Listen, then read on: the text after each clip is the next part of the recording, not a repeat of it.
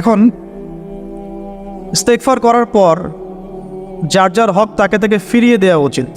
যদি আপনি বা আমি আল্লাহ না করুক কারো হক নষ্ট করে থাকি, সেটা ফিরিয়ে দিতে হবে। এই হক নষ্ট ফিরিয়ে দেওয়ার মানে এটা নয় যে গার্লফ্রেন্ডকে কথা দিয়েছিলেন বিয়ে করবে, সেখান থেকে ফিরে আসা যাবে না, ব্যাপারটা কিন্তু এমন নয় আর কি। এরকমও প্রশ্ন আমাদের কাছে অনেকে করেছেন যে আমি তো আমার গার্লফ্রেন্ডকে কথা দিয়েছিলাম যে আমি তোমাকে ছাড়া আর কাউকে বিয়ে করব, তো এখন কি আমি ফিরে আসলে, তওবা করে ফিরে আসলে কি এর জন্য আল্লাহ আমাকে ধরবেন কি?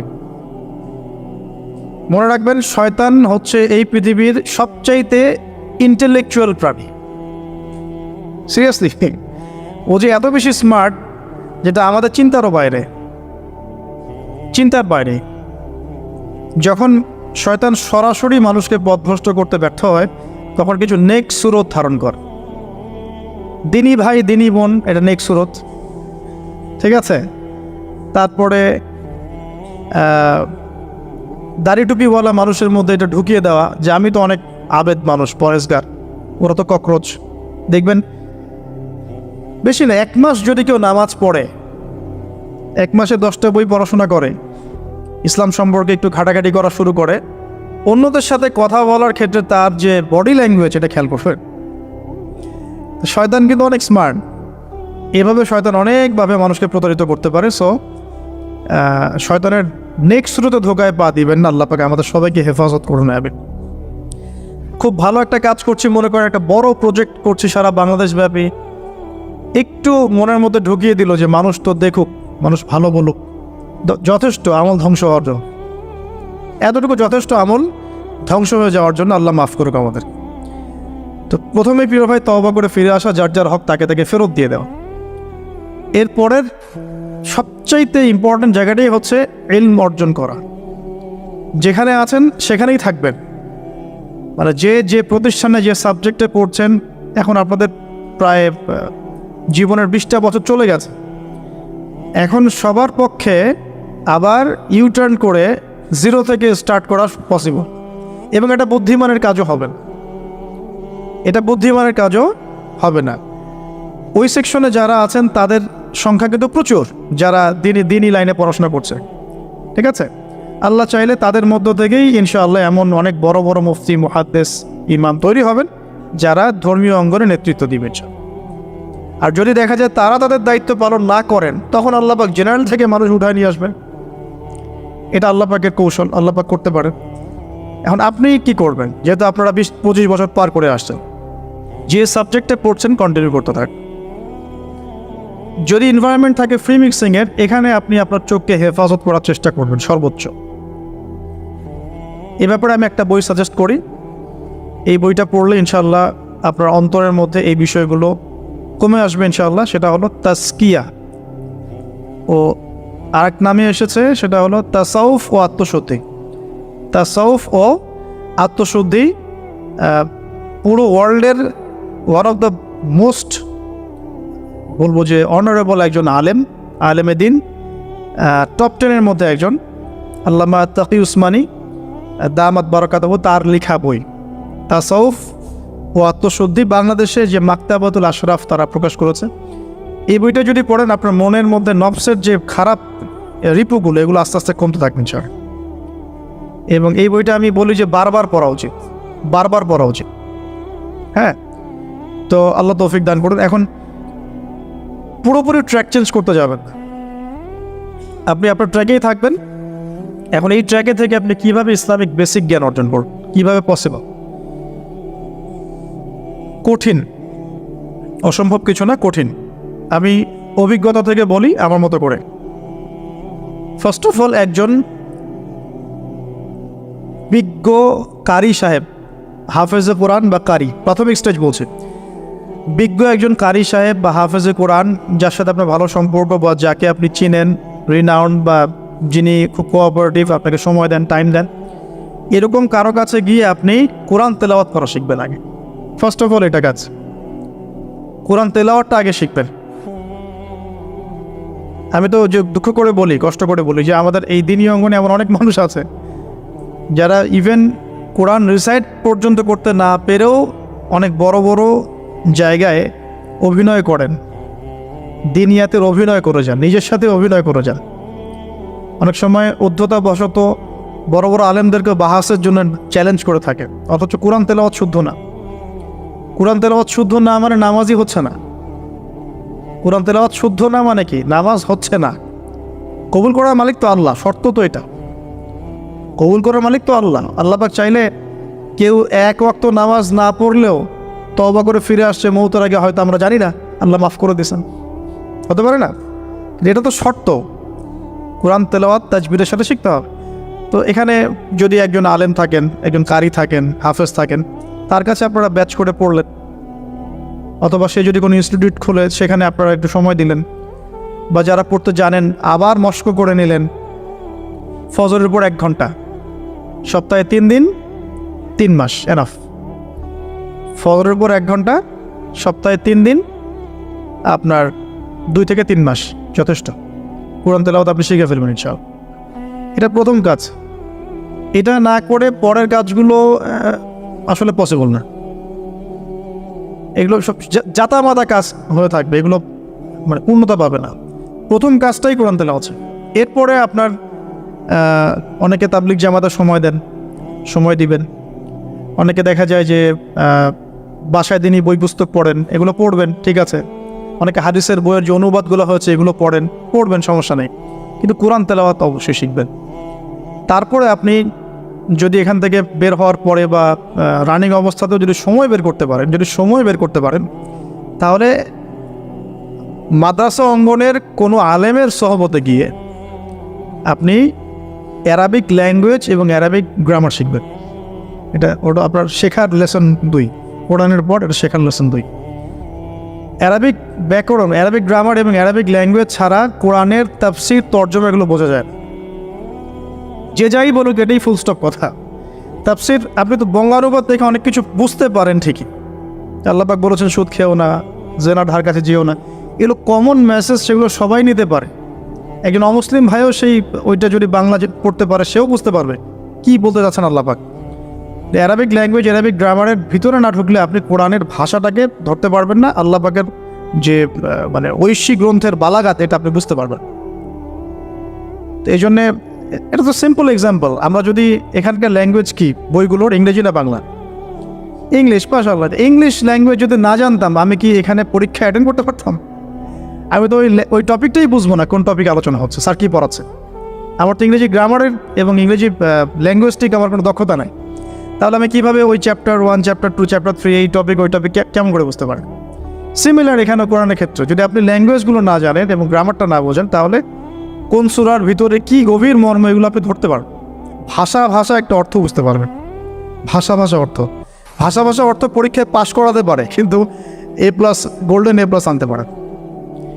তা আশা করি আপনি বুঝতে পারছেন যে আমি কী বলতে যাচ্ছি। তো এটার জন্যে এখন এক্সাম্পল বোঝে নেন। এই যে এখানে ইংরেজি ল্যাঙ্গুয়েজ পড়ছেন, ওই ল্যাঙ্গুয়েজের উপরে বেস করে আপনি বইগুলো শেষ করছেন। এটা কি ওস্তাদ ছাড়া করছেন না ওস্তাদ সহ করছেন? টিচার লাগে না? সেম জিনিস। কোরআনের ভাষা শিখতে হলেও, গ্রামার শিখতে হলেও এরকম কিছু ওলামায়ে কেরাম আপনাকে খুঁজে বের করতে হবে। এখন ওলামায়ে কেরামরা কিন্তু অনেক ব্যস্ত, অনেকের অনেক কাজ থাকে, অনেকের মাদ্রাসা থাকে, অনেকের দিদি খেদমত থাকে। এর মধ্যেও আল্লাহর কাছে দোয়া করতে থাকেন, ইনশাল্লাহ আপনাকে আপনার ওস্তাদ আল্লাহ পাঠিয়ে দিন ইনশাল্লাহ। আল্লাহ পাক কাউকে ওস্তাদ ছাড়া রাখবেন না। ওস্তাদের কাছে আপনার বিহেভিয়ার কেমন হবে, এখন আপনি টিচারের সাথে যেমন বিহেভিয়ার রাখেন সেরকম। তিনি সবক দিবেন, আপনি সেটা বাসায় কভার করবেন, নতুন পড়া নেবেন, আবার পড়া দিবেন।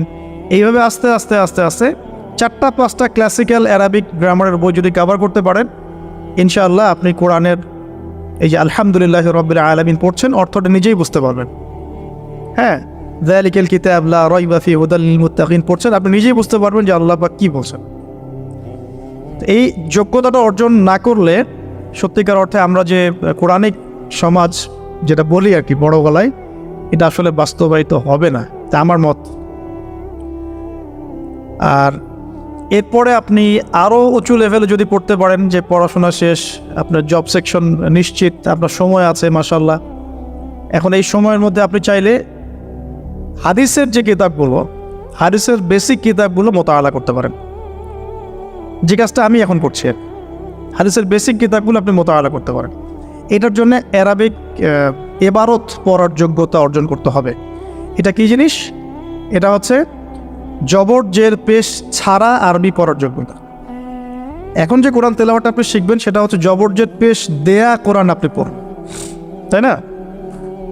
কিন্তু হাদিসের যে বইগুলো আছে এই বইগুলোর মধ্যে কিন্তু কোনো জবর জের পেশ দেয়া থাকে না। মৌলিক কিতাবের কথা বলছে, মৌলিক যে বইগুলো, অনেকে মনে করেন অনুবাদ করা বইগুলোই মনে হয় মূল বই। এগুলো হচ্ছে ওই বইগুলোর অনুবাদ, আংশিক অনুবাদ, পুরোপুরি অনুবাদ নয়। মূল বইগুলো পড়তে হলে এবারত পড়ার যোগ্যতা অর্জন করতে হবে। এটা level 3 Arabic grammar, Arabic language শেখার পর এই লেভেলে মানুষ যায়। আর একটু ধাপগুলো চিন্তা করতে থাকেন, কোন ধাপে গিয়ে কোন বইগুলো পড়তে হয়। আর অনেক সময় আমরা কি উদ্ধত আচরণটাই না করি হুজুরদের সাথে, আলেমদের সাথে, স্কলারদের সাথে। বিকজ আমাদের সামনে একটা চমৎকার প্ল্যাটফর্ম আছে ফেসবুক, তাই না? এখানে তো মানে রাত দিন, দিন আর রাত একে, রাতকে দিন বানানো যায়, দিনকে রাত বানানো যায়। হ্যাঁ, এখানে ওই যে আলোর প্রতিসরণের মতো হয় আর কি, সাইজ এতটুকু, বিম্ব হবে এত। তো আল্লাহ মাফ করুক আমাদেরকে। এখন হাদিসের মোতালা যদি করতে না পারেন, ওই পর্যায়ে যেতে না পারেন, তাহলে কি? তাহলে ওই হাদিসের মধ্যে যে কিতাবগুলো বাজারে অনুবাদ হয়েছে ওগুলো পড়তে হবে। যেমন অনুবাদ হয়েছে ফয়জুল কালাম। ফয়জুল কালাম একটা হাদিসের কিতাব, মাদ্রাসায় পড়ানো হয়।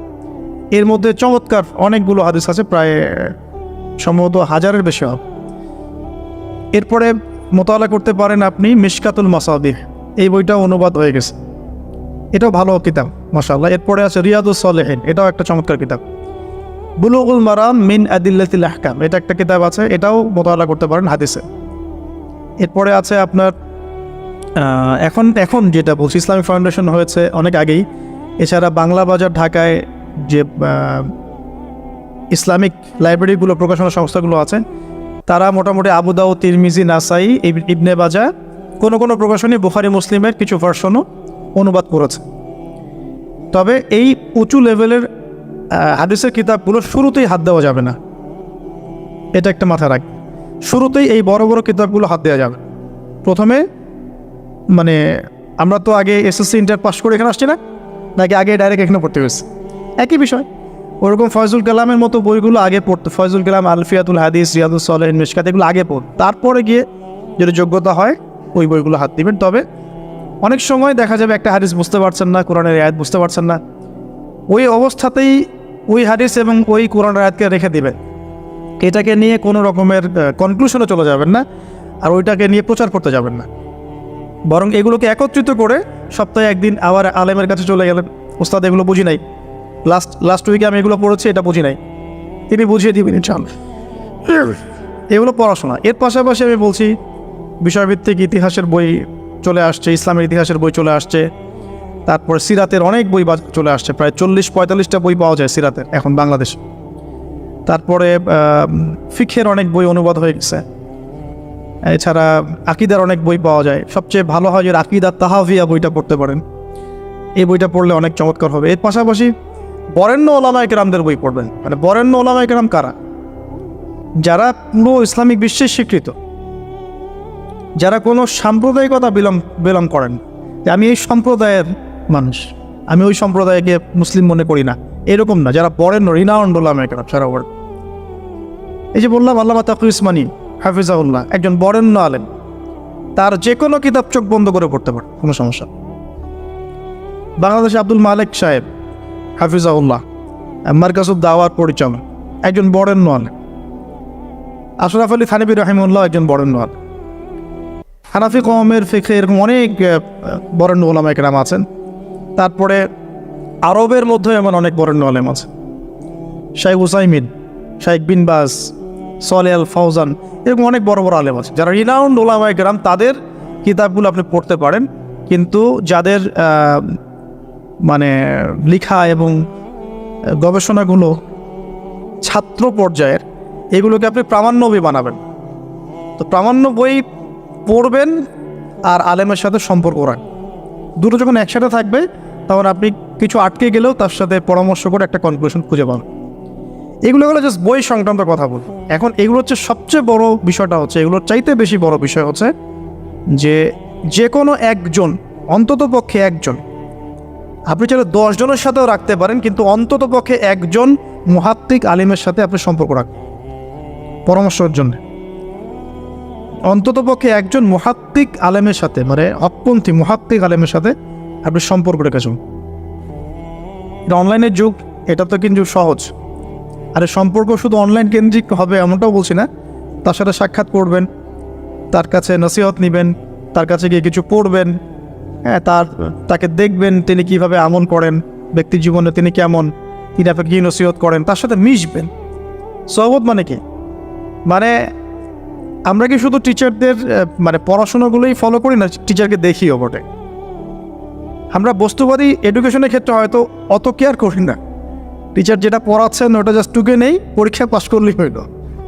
আমরা টেন্ডেন্সি এমন, কিন্তু ইসলামিক এডুকেশনটা কিন্তু এমন নয়। সাহাবায়ে কেরাম রাদিয়াল্লাহু আনহুম আজমাইন তারা এই আমাদের মতো কাগজের বই পুস্তক পড়ে ইসলাম শেখেন নাই। কীভাবে শিখেছেন? তাহলে সরাসরি নবীকে দেখে শিখেছেন। নামাজ পড়তে গিয়েছেন, দেখেছেন নবী কেমন করে নামাজ পড়েন, দেখছেন নবী কেমন করে হাঁটেন, দেখছেন নবী কেমন করে কাপড় পরেন, দেখছেন নবী কেমন করে আতর ইউজ করেন, কেমন করে তিনি হাসেন, কেমন করে মানুষের সাথে মেশেন, হ্যাঁ, কথা বলার সময় কেমন করে মানুষের দিকে তাকান। খুঁটে খুঁটে একটা একটা করে নিয়ে হাদিসের এক একটা অধ্যায় রচিত হয়েছে। নবী কেমন করে তাকান, নবী কেমন করে মেসওয়াক করেন, নবী কেমন করে হাসেন, এগুলো আপনি অধ্যায় পাবেন। ইভেন আপনি অধ্যায় পাবেন নবী কেমন করে চুল আঁচড়ান। তাহলে আপনি দেখেন সাহাবীরা কীভাবে খুঁতে খুঁতে নবীকে দেখেছেন। বলা হয় আব্দুল্লাহ বিন মাসউদ রাদিয়াল্লাহু আনহু সম্পর্কে, তিনি নবীকে এত বেশি কপি করতেন হাঁটা চলা কথাবার্তায় যে নবী সাল্লাল্লাহু আলাইহি ওয়াসাল্লামের পরের যুগের অনেক মানুষ এসে দ্বিধাদ্বন্দ্বে পড়ে যেত যে রাসূল সাল্লাল্লাহু আলাইহি ওয়াসাল্লামকে দেখছি নাকি। এমনভাবে কপি করতেন, এমনভাবে। এখানে আমি সোহবতের বিষয়টা বোঝাতে যাচ্ছি যে কোনো অন্তত পক্ষে একজন মুহাক্কিক আলেমের সাথে সম্পর্ক রাখবেন। অন্তত একজন, আপনি চাইলে 10 জন 20 জন 50 জনের সাথে রাখতে পারেন। অন্তত পক্ষে একজন যাকে দেখে আপনি শিখবেন, আপনার স্টাডিগুলোকে, আপনি যেটা সমস্যা ফেস করছেন সেগুলোকে তার সামনে পেশ করতে পারেন। এটা আমি খুঁজে দিব না আপনাদেরকে, নাম বলেও দিব না, আমি কার কার সাথে সম্পর্ক রেখে চলি এটা আমি বলবো, এটা আপনাকে খুঁজে বের করতে হবে। তবে এখানে আমি একটা কথা বলে দিব যেহেতু আমরা সব সাধারণ মানুষ, আমরা তো কেউ স্কলার নই এখানে, আমরা কেউ মানে যেটা বলি যে মুজতাহিদ, ইজতেহাদ করার যোগ্যতা রাখি না আমরা এখানে কেউ। সেক্ষেত্রে অবশ্যই আমাদেরকে পূর্বসূরি ওলামায়ে কেরামদেরকে ফলো করতেই হবে। কারণ কোরআন সুন্নাহ নতুন করে গবেষণা করে আপনি তো সব মাসআলা বের করতে পারবেন না। এই কারণে আমাদেরকে মাযহাব মানতে হয়, এটা খারাপ কিছুই না। এটা নিয়ে অনেক কথা সমাজে এখন শুনি, দেখি, দরকার নাই, আমরা লা মাযহাবী, আমরা এইটা, আমরা সেইটা। এগুলো আসলে বোগাস কথাবার্তা এবং সমাজ বিভক্তকরণের মূল হাতিয়ার এগুলো হয়ে গেছে। সমাজের ইউনিটি নষ্ট করবেন কেন? কোরআন এবং সুন্নাহ আল্লাহ ফলো করতে বলেছেন, দ্যাটস অল। আর কোরআন সুন্নাহ আপনি কি এখন, আমি যদি আপনাকে কোরআন এই যে দিলাম, নেন কোরআন, নেন তাফসির ইবনে কাসির, নেন তাফসির জালালাইন, নেন আপনি তাফসিরে মারিফুল কোরআন, নেন এইটা, এই যে বুখারী নেন, মুসলিম নেন, তিরমিজি, আবু দাউদ, নাসাই, সব নিয়ে নেন। এখন আপনি কি গবেষণা করে সব মাসআলা আমাকে দিতে পারবেন? ইম্পসিবল আমার পক্ষে, আপনি ইম্পসিবল। তাহলে এগুলো যারা গবেষণা আগে করেছেন তাদের কিতাব তো আমাদেরকে পড়তে হচ্ছে। এটাই হলো তাদের মত নেয়া, তাদের মত অনুযায়ী পথ চলা। তো এই জিনিসগুলো নিয়ে যারা বাড়াবাড়ি করছে এটা খুবই দুঃখজনক। যে অবশ্যই কোরআন সুন্নাহকে ফলো করতে হলে আমাদেরকে হকপন্থী উলামায়ে কেরামের সোহবতে যেতেই হবে। তাদের বইপত্র, লেকচার, তাদের নসিহত, তাদের ফিকহের কিতাব, এগুলো আমাদের ঘাটতে হবে। আদারওয়াইজ আমরা সরাসরি কোরআন সুন্নাহর দাবি করলেও মানতে পারবো, সরাসরি কোরআন সুন্নাহ মানিয়ে দাবি করলেও মানতে পারবো না। বিকজ আমি তো কোরআন সুন্নাহর সব জ্ঞান রাখি না। ক্রিপ্টোকারেন্সি হালাল না হারাম আমি যদি আপনাকে এখন প্রশ্ন থ্রো করে দিই, নেন সব বই দিয়ে দিলাম কোরআন সুন্নাহর, আপনি কি ঘেটে আমাকে অ্যান্সার দিতে পারবেন? তাহলে এটা ঘাটবে কারা? যারা এটা ঘাটার যোগ্যতা রাখে।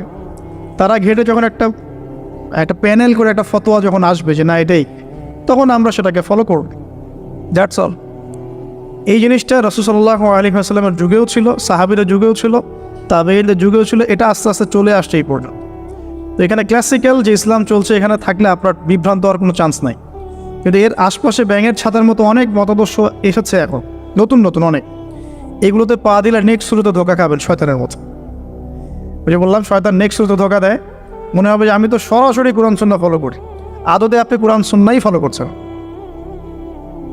আদতে আপনি কোরআন সুন্নাহর কিছুই ফলো করতে পারবেন না, ফলো করলেও আংশিক পারবেন, আংশিকটা পারবেন না।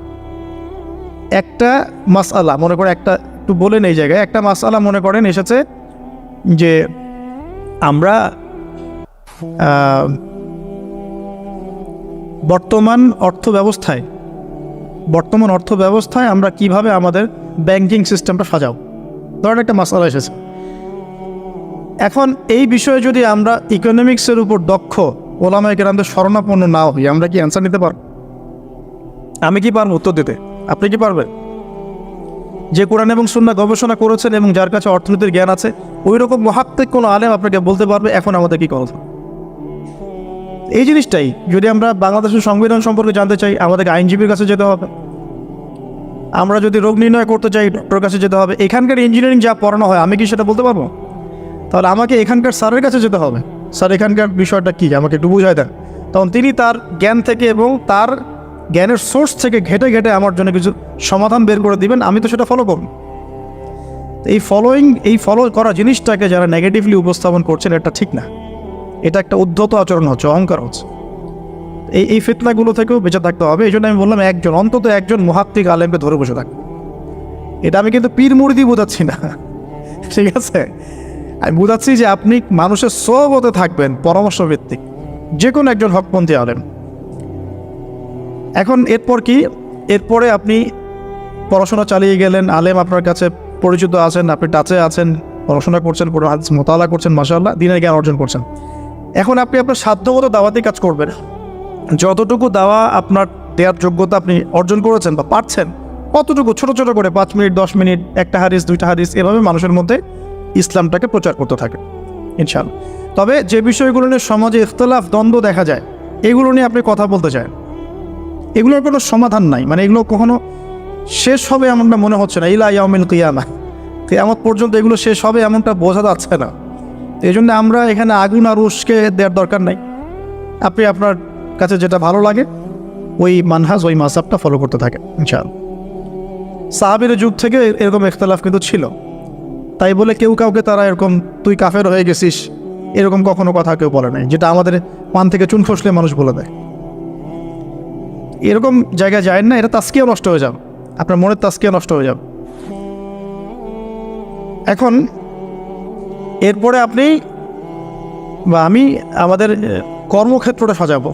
যেহেতু আমাদের এখন মাশাআল্লাহ পড়াশোনা হচ্ছে, আলেমদের সাথে আমরা সম্পর্ক রাখছি, শেষ করছি, একটু ধৈর্য ধর। কর্মক্ষেত্রটা আমরা সাজাবো। এখন আপনারা বের হয়ে যাবেন, জবে চলে যাবেন মাশাআল্লাহ। এখানে কি, এখানে এমন একটা বিষয় খুঁজে নেওয়ার চেষ্টা করেন যে আপনার যাতে দুনিয়ার আর্নিংসটাও চলে আসে এবং পরকালেরও কাজ হয়। এক্সাম্পল দিচ্ছি আমি একটা, ধরেন যে আমার 4-5টা মাদ্রাসা আছে, কথার কথা আমি বিভিন্ন মাদ্রাসায় পড়াই। এখানে কি হচ্ছে, আমি ইলম শিক্ষা দিচ্ছি, আমার নিজের চর্চা থাকছে, আমি সেখান থেকে কিছু হালকা পাতলা কিছু বেতনও পাচ্ছি, আমার পরিবার চলে যাচ্ছে। তো পুরো লাইফের পুরো কাজগুলোই কিন্তু তখন দিন কেন্দ্রিক হয়ে গেল, তাহলে সে বেশি লাভবান হলো।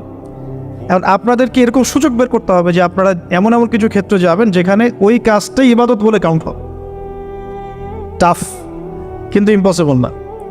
বা যদি এমন জব নাও পাওয়া যায়, আপনি হালাল কোনো বৈধ জবে থাকলেন, আপনার রিজিকের একটা অংশ থেকে আল্লাহর পথে সদকা করলেন। আল্লাহ পাক এর বেশি কিছু আপনার কাছে চাচ্ছেন না। জাকাত ফরজ হয়ে গেলে জাকাত দিলেন, নফল দান সদকা করলেন, এতটুকু আপনার পরিবারের পেছনে খরচ করলেন, আল্লাহর হক আদায় করলেন, জনগণের আমরা যেটা বলি মানুষের হক সেটা আদায়। এরপরে আপনার আসবে বিয়ে শাদীর ব্যাপার স্যাপার। বিয়ে শাদীর ব্যাপার স্যাপার আগে আনলাম না কেন? কারণ ওই আত্মনির্ভরশীল না হলে তো মেয়েরা আপনার কাছে আসবে না। ওটা প্রেম করতে পারে, কিন্তু বিয়ের সময় তারা খুব সচেতন। বিয়ের সময় তারা অনেক বেশি কনসিয়াস যে না, সে কী করে এটা দেখতে হবে। এবং মেয়ের বাবা মার প্রথম প্রশ্নই হবে আপনি করেন কি। আপনি সুফি মানুষ, মনে করেন আপনি হচ্ছেন কি বলবো, যে আপনি হচ্ছেন মুহাদ্দিস, আপনি মুফতি, আপনি হচ্ছেন মুফাসসিরে কোরআন, কোনো দাম নাই। মেয়ের মায়ের কাছে এটার কোনো দাম নেই, মেয়ের বাবার কাছে, এগুলো কোনো সাবজেক্ট না। ইল্লা মাশাআল্লাহ, এর বাইরেও কিছু মানুষ আছে, কমন একটা ট্রেন্ড বললাম। প্রথম কোশ্চেন তারা করবেন যে আপনার স্যালারি কত, এবং আপনার জব আছে কিনা, আপনার বাড়ি আছে কিনা, ইত্যাদি ইত্যাদি। এই জন্যই বললাম যে আগে আর্নিং সোর্সটা নিশ্চিত করে তারপরে এদিকে যান, তাহলে সম্মানটা বজায় থাকবে। আত্মসম্মান ছেলেদের একবার নষ্ট হয়ে গেলে তার ফিরে আসে না। আমরা যখন নিচের হাত হই তখন আমাদের আত্মসম্মান বলে কিছু থাকে না। আপনার আর্নিং যদি মাসে 50,000 1 লাখ টাকাও হয়, এই টাকাগুলো কিন্তু খুব বেশি বড় না এখন।